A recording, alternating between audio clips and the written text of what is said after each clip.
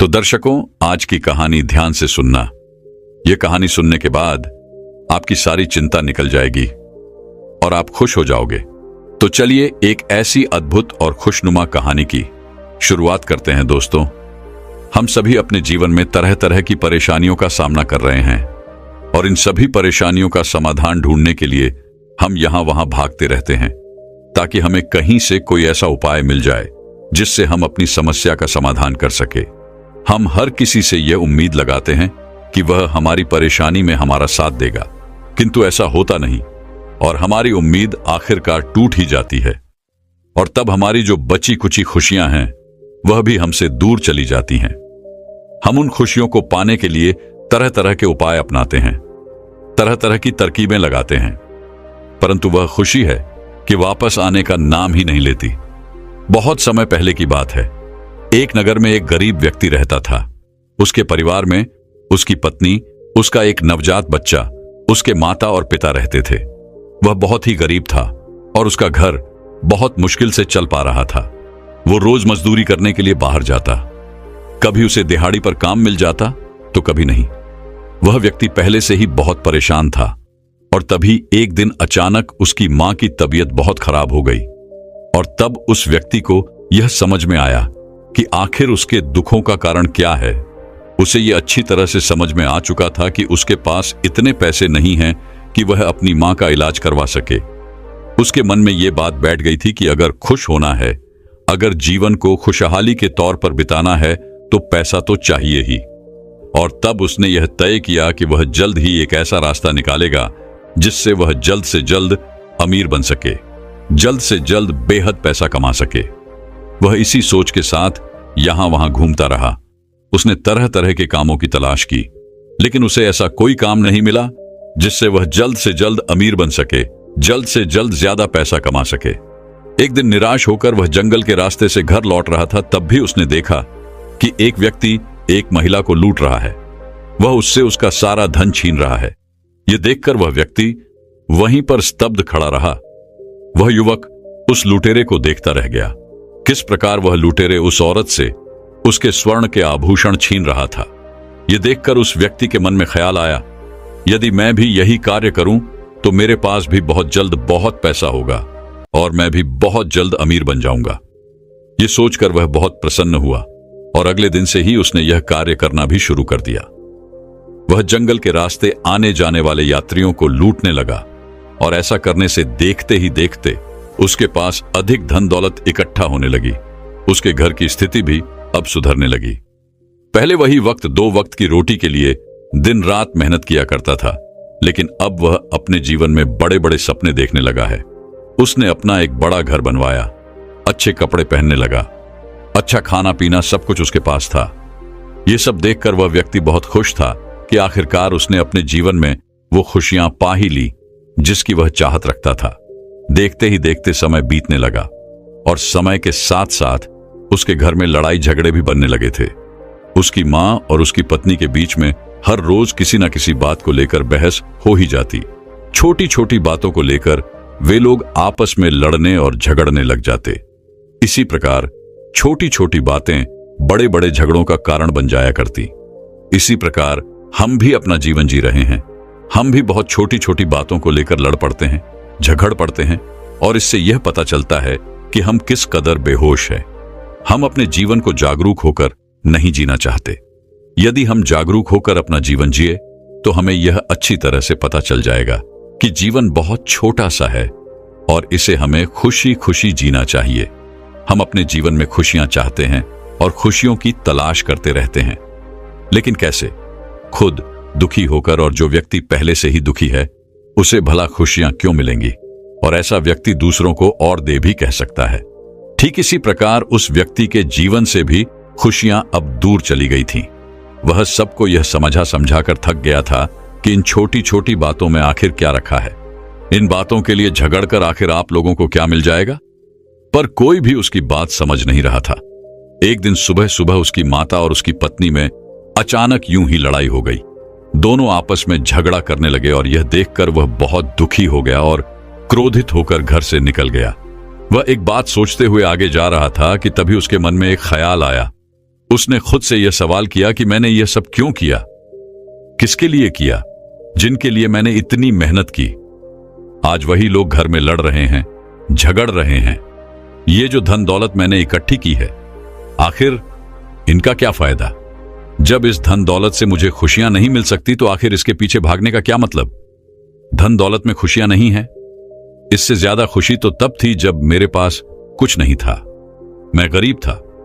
कम से कम मेरा परिवार हमेशा खुश तो रहता था। यह सोचकर उसने तय किया कि आज से वह कभी किसी को नहीं लूटेगा और आज से वह इस लूटपाट के कार्य को बंद कर देगा। और उसने ऐसा ही किया। अब वह कभी किसी को परेशान नहीं करता था, ना ही कभी किसी को लूटता था। वह हमेशा घर पर बैठा रहता और धीरे धीरे देखते ही देखते धन की कमी होनी शुरू हो गई। यहां तक कि उसका घर का सारा सामान भी अब बिकने लगा था। किंतु अभी उस गरीब व्यक्ति के मन में यह विश्वास था कि सब कुछ पहले जैसा हो जाएगा। लेकिन देखते ही देखते उसके घर के हालात बद से बदतर होने लगे। परिवार का हर एक सदस्य अब एक दूसरे पर इल्जाम लगा रहा था, एक दूसरे को दोष दे रहा था। यह सब तेरी वजह से ही हो रहा है। यदि तूने ऐसा ना किया होता तो आज ऐसा ना होता। हर कोई एक दूसरे को ताने मार रहा था। हर कोई हर किसी को तरह तरह की बातें सुना रहा था। खुशियां तो मानो उसका घर अब पता तक भूल गई हों। और बहुत दिनों के बाद भी जब सब कुछ सही नहीं हुआ, तब वह व्यक्ति परेशान होकर घर से बाहर निकला ताकि वह 2 पल खुशी और सुकून के साथ बिता सके। और देखते ही देखते उसके मन में तरह तरह के विचार चलने लगे। वह यह सोचने लगा कि यदि मैं घर से दूर रहूंगा तो शायद मेरी खुशियां वापस लौट आएंगी और मुझे सुकून भी मिलेगा। यही सोचकर वह कुछ दिनों के लिए घर से दूर रहने लगा। कुछ दिन तो उसे बहुत अच्छा लगा, मन को बहुत शांति मिली। लेकिन उसके बाद अचानक वह फिर से दुख में चला गया। उसके मन में तरह तरह के विचार उत्पन्न होने लगे। एक दिन एक पेड़ के नीचे बैठकर वह यह सोच रहा था, मुझे लगता है कि घर पर अब सब कुछ ठीक हो चुका होगा। अब मुझे घर चले जाना चाहिए। वैसे भी मेरी मां, मेरे पिताजी और मेरी पत्नी मेरी चिंता कर रहे होंगे। वह मुझे न जाने कहां कहां ढूंढ रहे होंगे। मुझे तो लगता है कि सबको अपनी गलती का एहसास हो चुका होगा, इसलिए मुझे वापस घर चले जाना चाहिए। यह सोचकर वह अपने घर की ओर चल देता है। और जैसे ही वह अपने घर के करीब पहुंचता है, तभी उसे एक बार फिर से लड़ाई झगड़ों की आवाज सुनाई देने लगती है। वे सभी आपस में लड़ते हुए एक दूसरे से कह रहे थे, उसके चले जाने का कारण तू ही है, तेरे ही कारण यह सब हुआ है। इसी प्रकार वे सभी एक दूसरे पर यही इल्जाम लगा रहे थे, एक दूसरे को दोष दे रहे थे। लेकिन किसी को भी उस व्यक्ति को ढूंढने की चिंता या फिक्र नहीं थी, बल्कि उन लोगों को इस बात की चिंता थी कि वह किसकी वजह से गया। यह सुनकर उस व्यक्ति का दिल मानो टूट सा गया। वह भीतर ही भीतर पूरी तरह से निराश हो गया। और तभी उसकी नजर अपने छोटे बच्चे पर पड़ी, जो अपने छोटे छोटे पैरों से यहां वहां भाग रहा था और खेल रहा था, मुस्कुरा रहा था। एक वही था जो वहां पर पूरी तरह से खुश था। उसे उन सब की बातों से कोई लेना देना नहीं था। वह तो बहुत छोटा सा था। अपने बच्चे को इस तरह से देखकर उसका मन पिघल गया। उसकी आंखों में आंसू आ गए। उसने सोचा कि एक बार जाकर उसे गले लगा लेता हूं। मैं इतने दिनों से उससे दूर था, कम से कम गले लगाने से मेरे मन की प्यास बुझ जाएगी। लेकिन जैसे तैसे उसने खुद को संभाला और रोता हुआ वहां से वापस लौट गया। और अब उसने यह निश्चय कर लिया था कि वह घर तभी लौटेगा जब उसे सच में खुशियां मिल जाएंगी। वह खुशी की तलाश में यहां वहां भटकता रहा, लेकिन उसे खुशी कहीं नहीं मिली। एक दिन उसने महात्मा बुद्ध के बारे में सुना और तब उसके मन को बड़ी राहत मिली। उसने महात्मा बुद्ध के बारे में पहले भी बहुत कुछ सुन रखा था। वह जानता था कि बुद्ध सभी के प्रश्नों का उत्तर देते हैं, वह सभी की समस्याओं का समाधान करते हैं, जिस कारण उस व्यक्ति के मन में आशा की एक किरण जाग उठी। उसने तय किया कि वह महात्मा बुद्ध से अवश्य मिलेगा और उसने अगले दिन ही अपनी यात्रा प्रारंभ कर दी। और एक लंबी यात्रा के बाद आखिरकार वह महात्मा बुद्ध के पास जा पहुंचा। और वह युवक महात्मा बुद्ध से कहता है बुद्ध, मैंने सुना है आप सभी की समस्याओं का समाधान करते हैं। आप कभी किसी को खाली हाथ नहीं जाने देते। मेरी भी एक समस्या है। क्या आप मुझे बता सकते हैं, क्या आखिर यह खुशी कहां मिलती है? मैं अपने परिवार के लिए खुशी ले जाना चाहता हूं। मैंने खुशी की तलाश कहां कहां नहीं की, मैं यहां से वहां भटकता रहा, लेकिन अब तक मुझे खुशी का कोई पता नहीं मिला। एक अरसा बीत चुका है, मेरे घर में हर रोज झगड़े ही होते हैं, खुशी का तो मानो नमो निशान नहीं है। महात्मा बुद्ध ने उसी वक्त की सारी बातें ध्यानपूर्वक सुनी और उसके बाद वह उसी व्यक्ति से कहते हैं, भंते, मेरी भी एक चीज खो गई है। अगर तुम उसे मुझे खोजने में मेरी मदद करोगे तो मैं तुम्हारी खुशियों को अवश्य ही तुम्हें खोज कर दे दूंगा। इस पर वह युवक महात्मा बुद्ध से कहता है बुद्ध, बताइए वह कौन सी चीज थी, मैं उसे ढूंढ कर ला दूंगा। इस पर बुद्ध कहते हैं, एक छोटे से बच्चे ने मुझे एक छोटा सा सफेद पत्थर दिया था और वह पत्थर उस बच्ची को बहुत प्यारा था और उसने अपनी सबसे प्यारी चीज मुझे भेंट की थी और वह मेरे लिए बहुत कीमती था।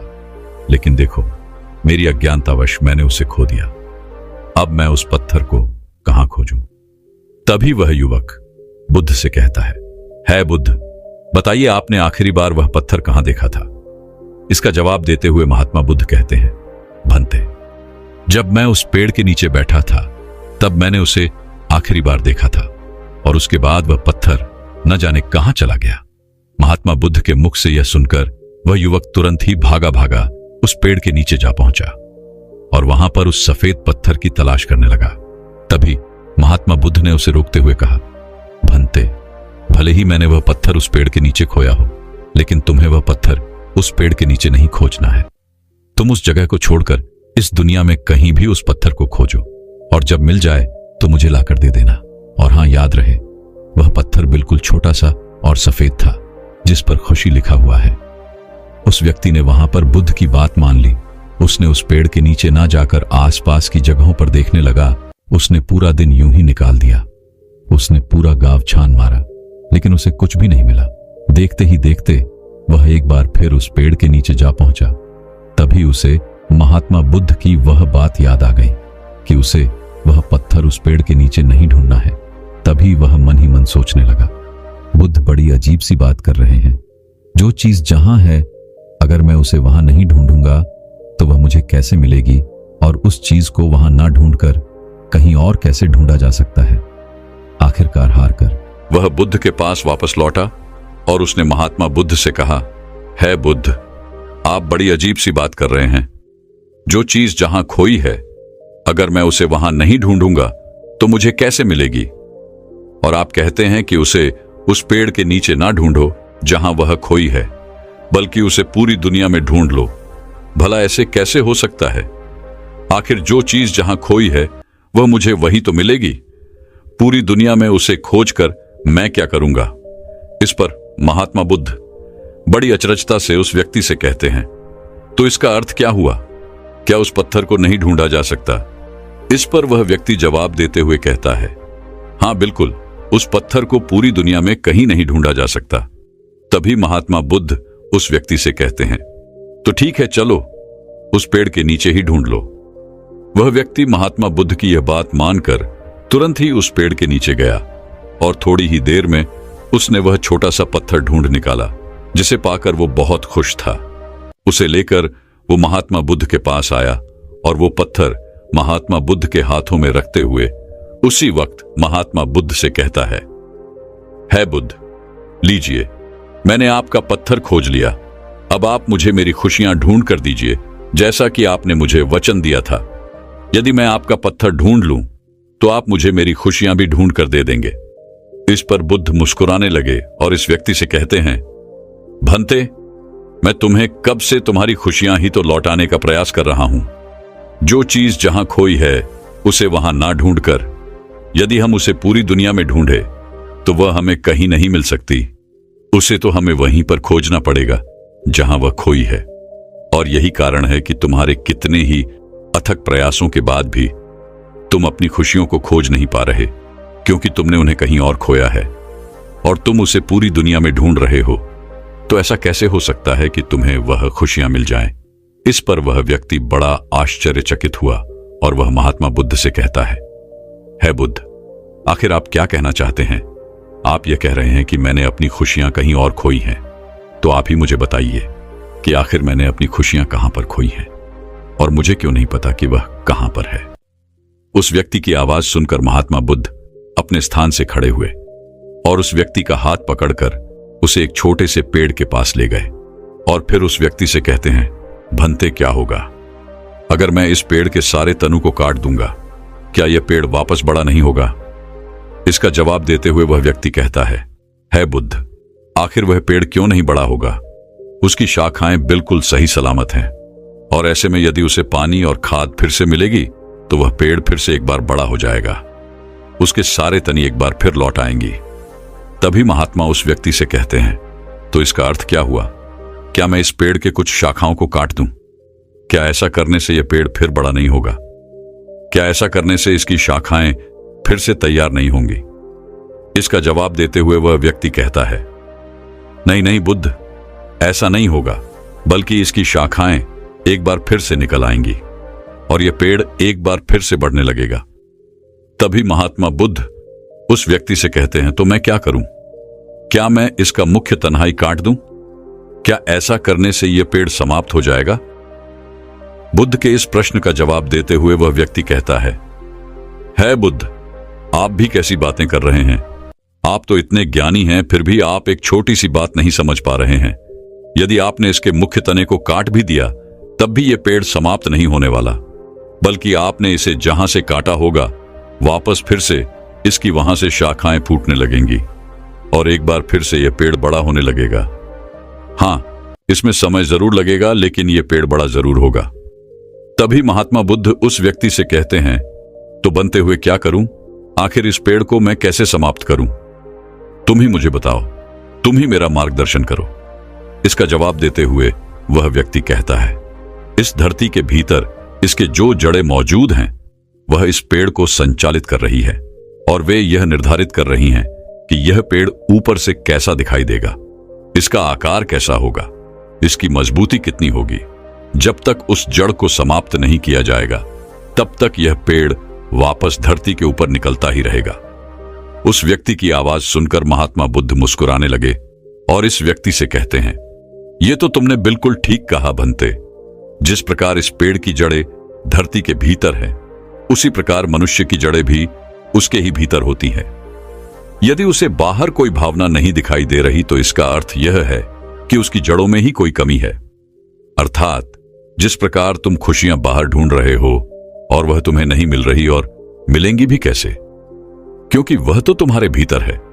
जब तक तुम भीतर से खुश नहीं रहोगे तब तक बाहर किसी भी चीज में तुम्हें आनंद नहीं मिलेगा, तब तक बाहर की किसी भी चीज में तुम्हें वह खुशी नहीं मिलेगी। महात्मा बुद्ध की यह बात सुनकर वह व्यक्ति बुद्ध से कहता है बुद्ध, आप सत्य कहते हैं, लेकिन बाहर के हालत, बाहर के वातावरण हमारी खुशियां हमसे छीन लेते हैं। ऐसे में हम क्या करें? इस पर बुद्ध जवाब देते हुए कहते हैं, भंते, ये सब तुम्हारा भ्रम है। इस पेड़ को देखो, एक समय ऐसा भी आता है जब इस पेड़ के सारे पत्ते गिर जाते हैं और फिर एक और समय आता है जब इस पेड़ पर हरे भरे नए पत्ते आते हैं और यह प्रक्रिया निरंतर चलती रहती है। और इससे तुम ये समझ सकते हो कि बाहर की स्थितियां केवल कुछ समय के लिए परिवर्तित जरूर होती हैं, पर वह भीतर की उस शक्ति को, वह भीतर की उस परिस्थिति को बाहर आने से रोक नहीं सकती। सच्ची खुशी तुम्हारे भीतर ही है, फिर चाहे परिस्थितियां कैसे भी क्यों ना हो, चाहे तुम पर दुखों का पहाड़ ही क्यों ना टूट पड़ा हो, तुम उन परिस्थितियों में खुशियां ढूंढ ही लोगे। तुम्हारे चारों तरफ खुशियां ही खुशियां हैं। केवल अपने भीतर झांको, अपने अंतरात्मा में अपनी खुशी को ढूंढो। इस पर वह व्यक्ति महात्मा बुद्ध से कहता है बुद्ध, आप जो कह रहे हैं वह बिल्कुल सत्य है, लेकिन मैं अपनी अंतरात्मा में खुशी कैसे ढूंढ सकता हूं? मुझे तो अपने भीतर उतरना आता ही नहीं। इसका जवाब देते हुए महात्मा बुद्ध उस व्यक्ति से कहते हैं, भंते, जब तुम किसी को लड़ते या झगड़ते हुए देखते हो तो तुम्हें कैसा लगता है? इसका जवाब देते हुए वह व्यक्ति कहता है बुद्ध, मुझे बहुत बुरा लगता है। मेरा मन करता है कि मैं वहां से कहीं दूर चला जाऊं। तभी महात्मा बुद्ध उस व्यक्ति से एक और प्रश्न करते हुए कहते हैं, अच्छा, जब तुम किसी को प्रेम भरी बातें करते हुए देखते हो तब तुम्हें कैसा लगता है? इसके जवाब में वह व्यक्ति कहता है, ऐसा लगता है कि मानो स्वर्ग यहीं पर है। तभी महात्मा उस व्यक्ति से कहते हैं, भंते, यही तो कारण है जो तुम्हारे अंतर मन में परिवर्तन ला रहा है। इसलिए यदि तुम चाहते हो कि तुम्हारा अंतर्मन परिवर्तित हो जाए तो बाहर की चीजों से संबंध खत्म कर दो। ध्यान करो, अपने आप पर ध्यान लगाओ, अपने भीतर झांको, बाहर की चीजों को यूं ही छोड़ दो। बाहर की चीजों से यदि सहायता लेनी है तो ऐसी संगत कर जो तुम्हें तुम्हारे भीतर झांकने में मदद करे, ध्यान करने में तुम्हारी मदद करे, तुम्हारे भीतर उतरने में वह तुम्हारी सहायता कर सके। अच्छे लोगों और अच्छे विचारों की तरफ आगे बढ़ो। भूतकाल में जो हो चुका उसे छोड़ दो। इतना कहकर बुद्ध शांत हो गए और वह व्यक्ति बुद्ध के हर एक उद्देश्य का पालन करना शुरू करता है और देखते ही देखते केवल कुछ ही दिनों में उसका मन शांत होने लगता है। वह अपने चारों ओर खुशियां महसूस कर पाता है। देखते ही देखते यूं ही समय बीतने लगा और समय के साथ साथ वह अब पहले से अधिक खुश रहने लगा था और अब वह खुशी को अपने घर ले जाना चाहता था। इसीलिए उसने महात्मा बुद्ध से आज्ञा ली और फिर से एक लंबी यात्रा पर निकल पड़ा। अब जब घर की ओर जा रहा था तो उसे रास्ते में न तो उसे कोई परेशानी थी और ना ही कोई चिंता।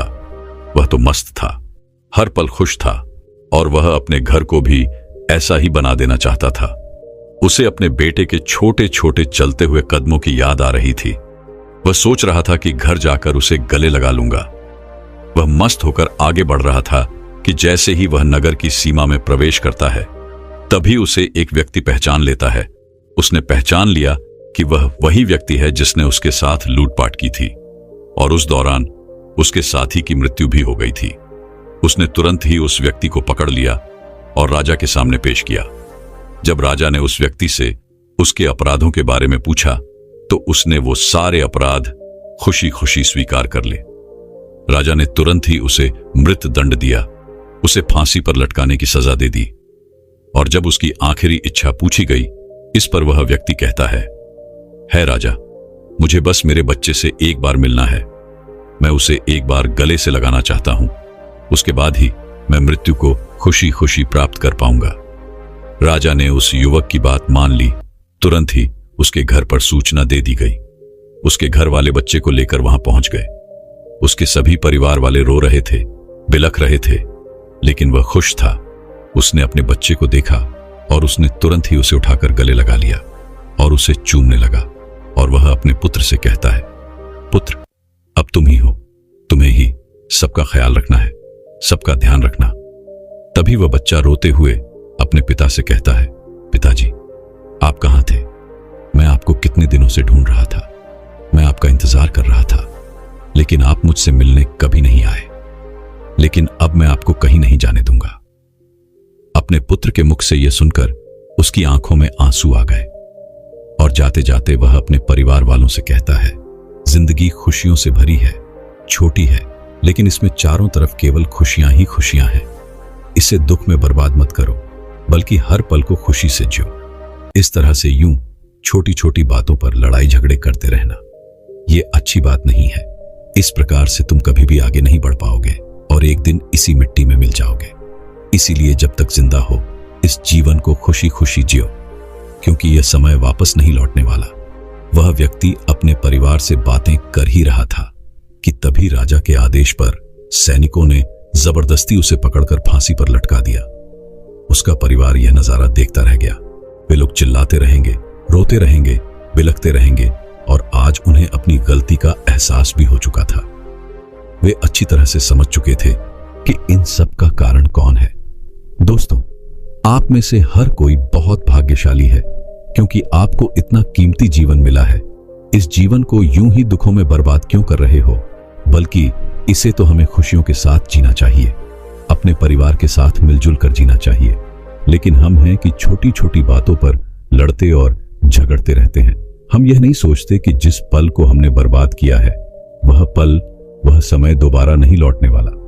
इसलिए आज और इस पल को खुशी खुशी जिए और जब भी आपके मन में किसी के प्रति ईर्ष्या या लड़ने झगड़ने वाली भावनाएं उत्पन्न हो, तो तुरंत ही अपने आप से कहें कि मैं भाग्यशाली हूं, मुझे इतना कीमती जीवन मिला है और मैं अपना जीवन यूं ही व्यर्थ नहीं करने वाला। तो दर्शकों, जिंदगी की असली खुशी पाने के रहस्य के ऊपर अगली रोचक कहानी की शुरुआत करते हैं। दोस्तों, बहुत समय पहले की बात है। एक नगर का राजा बहुत दुखी था, बहुत परेशान था क्योंकि उसका राज्य बहुत छोटा सा था और वह राज्य बहुत आकर्षक और वहां के लोग भी बहुत खुशहाल थे। वह अपने राजा के प्रति पूरी तरह से वफादार थे, जिस कारण आसपास के सभी राज्य उस राज्य पर अपना हक जताना चाहते थे, उस पर कब्जा करना चाहते थे। और इसी कारणवश उस राज्य का राजा बहुत दुखी रहता था, परेशान रहता था, क्योंकि उसके चारों तरफ केवल शत्रु ही शत्रु थे। अपने इन्हीं दुखों से परेशान होकर एक दिन वह अपने गुरु के पास जा पहुंचा और राजा ने अपनी इस समस्या का समाधान मांगा। इस पर उन गुरु ने राजा को ध्यान करने के बारे में बताया, राजा को ध्यान का महत्व समझाया। राजा ने यह तय कर लिया कि वह कुछ दिन वहीं आश्रम में ठहरेगा और ध्यान अच्छी तरह से सीखकर ही वापस महल जाएगा। राजा ने वैसा ही किया। वह अगले कुछ दिनों तक वहीं आश्रम में ठहरा और अच्छी तरह से ध्यान सीखने के बाद वह वापस महल लौटा। ध्यान के पश्चात राजा के मन में एक अजीब सा सुकून था और वह रोज राजमहल के सारे कार्य निपटाकर ध्यान किया करता और इस प्रकार धीरे धीरे उसकी समझ का दायरा बढ़ता चला गया। अब वह चिंतित नहीं रहता था और ना ही अब वह परेशान रहता, बल्कि अब तो वह पहले से खुश रहने लगा था, मुस्कुराने लगा था।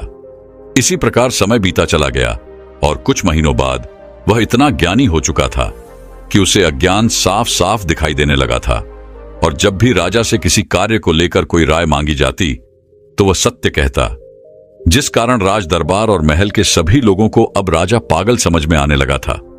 ऐसे ही कुछ और दिन बीते और तभी एक दिन राजा की माता का निधन हो गया। राज दरबार और महल के सभी लोग रो रहे थे, चारों तरफ मातम छाया हुआ था, लेकिन वहीं पर वह राजा पूरी तरह से संतुष्ट था और उसके चेहरे पर एक अजीब सी मुस्कान थी। अपनी माता को इस प्रकार देख अचानक राजा के मुख से निकलता है, हे ईश्वर, आपका बहुत बहुत धन्यवाद। आपकी कृपा से मेरी माता मेरे साथ इतने दिनों तक रही। मैंने अपनी माता के साथ बहुत अच्छा समय बिता है और अब जब वह मेरे पास नहीं है तो आप उन्हें अपने पास स्थान देना। राजा की ये बातें सुनकर सभी लोग हैरान थे। राजा को अपनी माता के जाने का तनिक भी दुख नहीं था, बल्कि वह तो मुस्कुरा रहे थे। उनके चेहरे पर एक मुस्कान थी, पर फिर भी किसी ने राजा से कुछ नहीं कहा। देखते ही देखते करीब एक महीना और बीता और तभी एक दिन उसकी पत्नी जो गर्भवती थी, उसका बच्चा मरा हुआ पैदा हुआ। जब यह खबर राजा तक पहुंची तब वह राजा मुस्कुराते हुए कहता है, हे ईश्वर, तेरा धन्यवाद। मेरी पत्नी सही सलामत है। उसे बचाने के लिए, उसे सही सलामत रखने के लिए मैं आपका आभारी हूं। यह देखकर राजा के मंत्री से रहा नहीं गया और वह राजा से पूछ बैठा, हे राजन, आप ये कैसी बातें कर रहे हैं? क्या आपको आपके होने वाले बच्चे के जाने का दुख नहीं है? इस पर वह राजा मुस्कुराते हुए जवाब देता है और कहता है, मंत्री जी, जो कभी आया ही नहीं, उसके जाने का कैसा दुख? बल्कि जब वह गर्भ में था तो उसके होने का एहसास बहुत अच्छा था। वह पल, वह समय बहुत अच्छा था, बहुत खूबसूरत था। राजा की यह बात मंत्री को समझ नहीं आई, लेकिन फिर भी उसने राजा से आगे कुछ नहीं कहा। देखते ही देखते ऐसे ही कुछ और दिन भी बीते और तभी अचानक एक दिन उस राज्य पर पड़ोसी राज्य ने आक्रमण कर दिया। यह देख उस राज्य की प्रजा और वह पूरा राज्य दरबार चिंतित था। सभी परेशान थे, सभी इस समस्या का हल निकालना चाहते थे, लेकिन राजा अब भी मुस्कुरा रहा था। उसके चेहरे पर अब भी मुस्कान थी और राजा अपने सभी राज्य दरबारी और अपनी प्रजा से कहता है, घबराइए मत, आज वह समय आ गया है जिसके लिए हम बने हैं। हम जानते हैं कि हमें हमारे राज्य की रक्षा करनी होगी, तो इसमें परेशान होने वाली बात क्या है?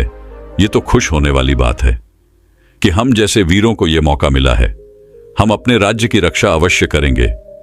हम जी जान से लड़ेंगे और हम अपनी पूरी कोशिश करेंगे, लेकिन हो सकता है कि हमें इस युद्ध में पराजय का सामना करना पड़े। इसलिए आप सबसे बस मैं इतना ही कहना चाहता हूं कि आप सबके साथ बिताया गया हर एक पल मेरे लिए बहुत कीमती है। आप मेरी ताकत हैं और आप ही से मैं हूं और मैं आपका राजा हूं। इसलिए मैं अपना 100% लगा दूंगा और इस युद्ध को जीतने की हर मुमकिन कोशिश करूंगा। इतना कहकर वह राजा और वहां पर उपस्थित सभी योद्धा युद्ध के लिए तैयार हुए। सभी लोग युद्ध भूमि पर पहुंचे और करीब 2 दिनों तक खूब घमासान युद्ध हुआ। राजा बहुत बहादुरी से लड़ा, उसके सैनिक, उसके योद्धा बहादुरी से लड़े, परंतु उस छोटे से राज्य की सेना उस बड़े राज्य की सेना का सामना न कर पाई और 2 दिनों के अथक प्रयासों के बाद अपने कई वीर सैनिकों को खोने के बाद वह युद्ध हार ही गए। उस राजा को बंदी बना लिया गया और दूसरे राजा के सामने पेश किया गया, लेकिन वह राजा अब भी संतुष्ट था। उसके चेहरे पर अब भी मुस्कान थी और इस प्रकार दरबार में उसे देखकर हर कोई आश्चर्यचकित था। हर कोई यह जानना चाहता था कि आखिर राजा के मुस्कुराहट का कारण क्या है, और उस राजा की यह मुस्कान देखकर वह दूसरा राजा भी कुछ समझ नहीं पा रहा था। तभी उसने पूछा, तुम हार चुके हो और फिर भी मुस्कुरा रहे हो, क्या तुम्हें डर नहीं लगता? आज तुम मेरे सामने इसलिए पेश किए गए हो कि मैं तुम्हें मौत की सजा दूं। क्या तुम अपने जीवन की भीख नहीं मांगोगे? इस पर वह बंदी राजा उस दूसरे राजा से कहता है, हे राजन, मैं अपने जीवन की भीख क्यों मांगूं? मैं पूरी तरह से संतुष्ट हूं और मैं तो बहुत खुश हूं। इस पर वह दूसरा राजा प्रश्न करते हुए कहता है, परंतु क्यों? जिस राज्य के तुम राजा थे, अब वह राज्य तुम्हारा नहीं रहा, बल्कि अब तो वह मेरा हो चुका है, और उसके बाद भी तुम्हें कोई गम नहीं, तुम्हें कोई दुख नहीं। आखिर ऐसा क्यों? इस पर वह बंदी राजा उस राजा के इस प्रश्न का जवाब देते हुए कहता है, हे राजन, मैं आज बहुत खुश हूं क्योंकि आप जैसे परमवीर योद्धा और एक महान राजा की देखरेख में आज से मेरी पूरी प्रजा सुरक्षित रहेगी और अपने जीवन में आगे विकास करेगी। भला इससे बेहतर और क्या हो सकता है? जो जिम्मेदारियां आज तक मेरे ऊपर थीं, जो मुझे पूरी करनी थी, अब वह आपके ऊपर है, आपके कंधों पर है। अब मैं उन जिम्मेदारियों से मुक्त हो चुका हूं, तो खुश होने वाली बात नहीं। और आज तो मैं यह भी समझ चुका हूं कि ना तो इस दुनिया में कोई राजा होता है और ना ही कोई भिखारी। यहां तो बस उसके हालात होते हैं। उसके हालात ही उसे राजा और भिखारी बनाते हैं, और यह समय बहुत तेजी से बदल जाता है। यह ऐसा है मानो जैसे मैं अपने हाथों से रेत को पकड़ने की कोशिश कर रहा हूं, उसे इकट्ठा करने की कोशिश कर रहा हूं, लेकिन वह बार बार मेरे हाथों से फिसल ही जाती है और मैं बार बार उसे इकट्ठा करने की कोशिश करता हूं।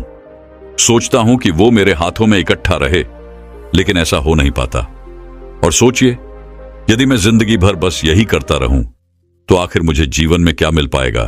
यह समय जो आज आपके हाथों में, यह कल किसी और के हाथों में होगा, और इसी तरह से वह कल किसी और के हाथों में चला जाएगा। इस बात को मैं अच्छी तरह से जान पा रहा हूं, इसे देख पा रहा हूं, और इसी वजह से मैं मुस्कुरा रहा हूं। उस बंदी राजा की यह बात सुनकर वह दूसरा राजा कुछ देर के लिए सोच में पड़ गया, और फिर वह उस बंदी राजा से कहता है, हे राजन, मुझे तुमसे मिलकर बहुत प्रसन्नता हुई। तुम्हारे जैसा राजा मैंने आज तक नहीं देखा। भले ही आज तुम्हें मेरे सामने बंदी बनाकर लाया गया हो, किंतु आज भी तुम एक राजा ही हो, इसीलिए मांगो। तुम क्या मांगना चाहते हो? इस पर भूपेंद्र जी राजा मुस्कुराते हुए उस दूसरे राजा से कहता है, हे राजन, यदि आप मुझे कुछ देना ही चाहते हैं तो कृपया करके मेरे उन बंदी योद्धाओं और मेरे परिवार को मुक्त कर दीजिए। बस इसके अलावा मैं और कुछ नहीं चाहता। इस पर वह दूसरा राजा प्रसन्नता से उस बंदी राजा से कहता है, ठीक है, यदि तुम चाहते हो कि तुम्हारे परिवार वाले और तुम्हारे उन बंदी योद्धाओं को मैं मुक्त कर दूं, तो मैं ऐसा ही करूंगा। किंतु मैं ये चाहता हूं कि आप और आपके योद्धा मिलकर हमारे साथ मिलकर युद्ध लड़े और हम पूरी दुनिया पर जीत हासिल करें। इसके जवाब में वह बंदी राजा मुस्कुराते हुए उस दूसरे राजा से कहता है, हे राजन, आपका बहुत बहुत धन्यवाद। आप बहुत दयालु हैं। मेरे योद्धा, मेरे सैनिक आपकी सेवा में अवश्य रहेंगे। जो आपके साथ रहना चाहते हैं वह रह सकता है। और रही बात मेरी, तो मैंने अब वास्तविकता को देख लिया है, उसे अच्छी तरह से जान लिया है, और मैं एक ही गलती बार बार नहीं दोहराना चाहता। मैं अब यहां से जाना चाहता हूं और मैं अपना जीवन जीना चाहता हूं। इस पर वह दूसरा राजा उस बंदी राजा से कहता है, परंतु क्यों? तुम मेरे आधे दिन होकर इस राज्य को चला सकते हो और अपनी प्रजा की देखरेख कर सकते हो। वह बंदी राजा उस दूसरे राजा से कहता है, हे राजन, जिसे आप मेरा राज्य कह रहे हैं, आप भूल रहे हैं कि कुछ देर पहले आपने वह राज्य मुझसे जीत लिया है, और अब ना तो यह मेरा राज्य है और ना ही यह मेरी प्रजा है। आपसे सब कुछ आपका है, इसलिए अब आप ही को इनकी देखरेख करनी होगी, आप ही को इनका ख्याल रखना होगा। बंदी राजा के मुख से यह सुनकर वह दूसरा राजा खुशी खुशी उस बंदी राजा को रिहा कर देता है। और उसके बाद वह राजा अपनी पत्नी को लेकर वहां से चला जाता है।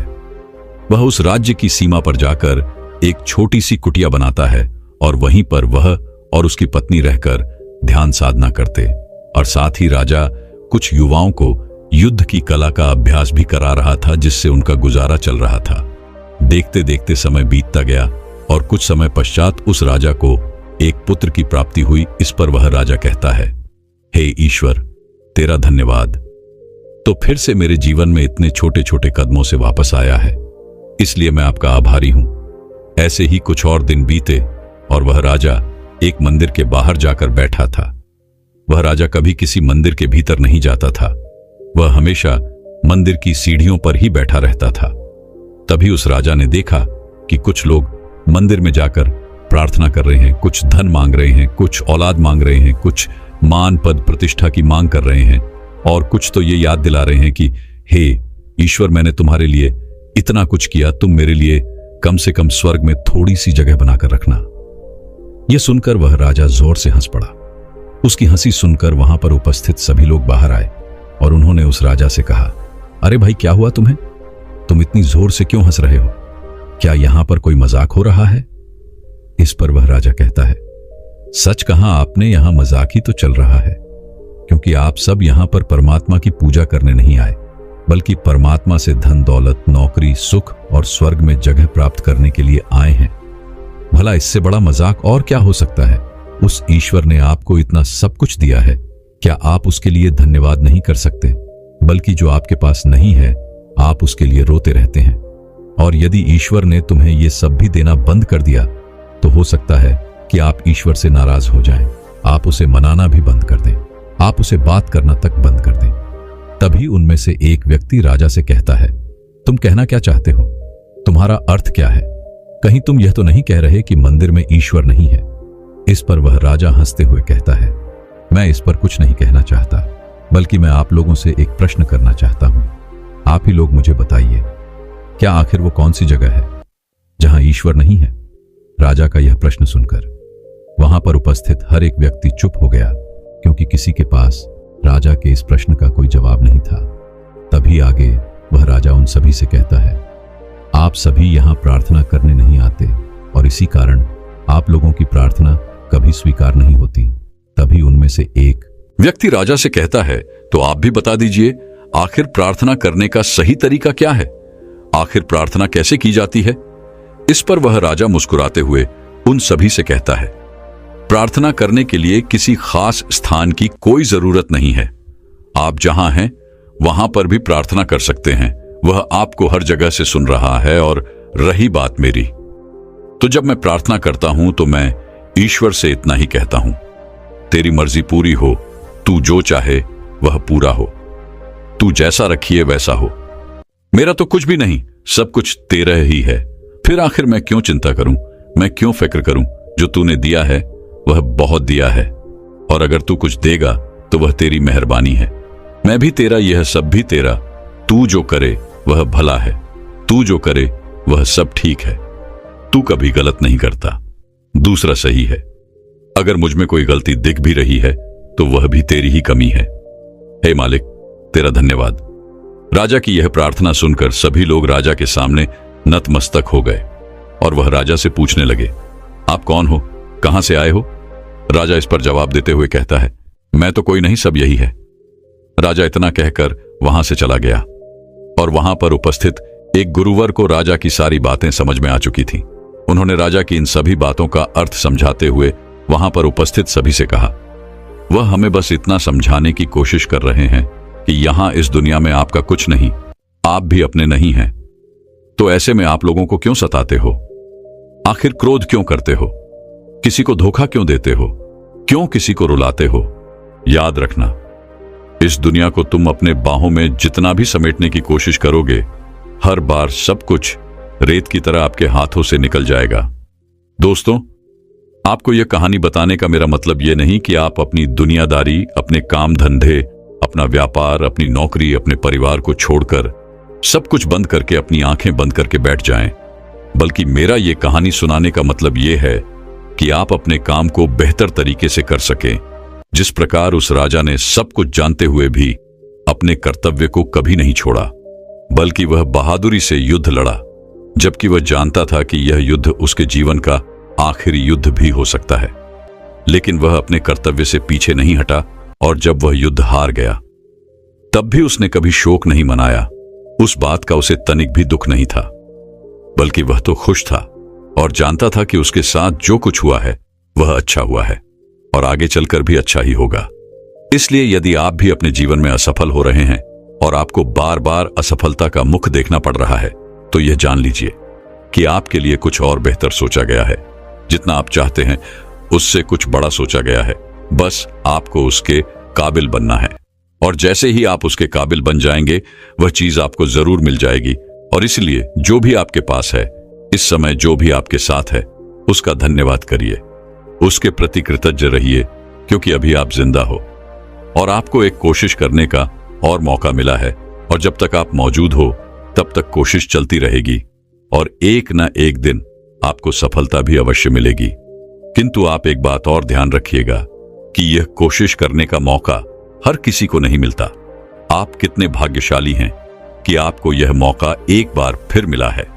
तो इस मौके को हाथ से ना जाने दें, बल्कि इसका इस्तेमाल करें, उस ईश्वर का धन्यवाद करें और अपनी राह में आगे बढ़े, क्योंकि वह यही चाहता है कि आप आगे बढ़ते रहें और अपने मंजिल तक पहुंचे।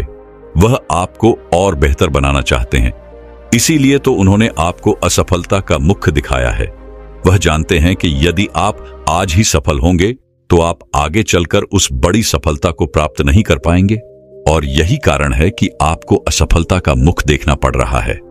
इसलिए इस असफलता से डरिए मत, बल्कि सफल होने के लिए आगे बढ़िए और अपनी मंजिल को पा लीजिए। दोस्तों, मैं उम्मीद करता हूं कि यह कहानी सुनने से आपके जीवन में अच्छे बदलाव आए होंगे। आपको इस वीडियो से क्या सीखने मिला, ये कमेंट करके जरूर बताएं और अपने परिवार, दोस्तों या आपके करीबी इंसान के साथ ये कहानी शेयर करके उन्हें भी इस ज्ञान से परिचित करवाएं। बाकी अगर आपको यह वीडियो दिल से अच्छी लगी हो तभी इस वीडियो को लाइक कर देना, और आपने अब तक इस चैनल को सब्सक्राइब न किया हो तो चैनल को सब्सक्राइब भी जरूर कर देना। आपका हर दिन शुभ हो और खुशियों से आपका जीवन भरा रहे। धन्यवाद। नमो बुद्धाय।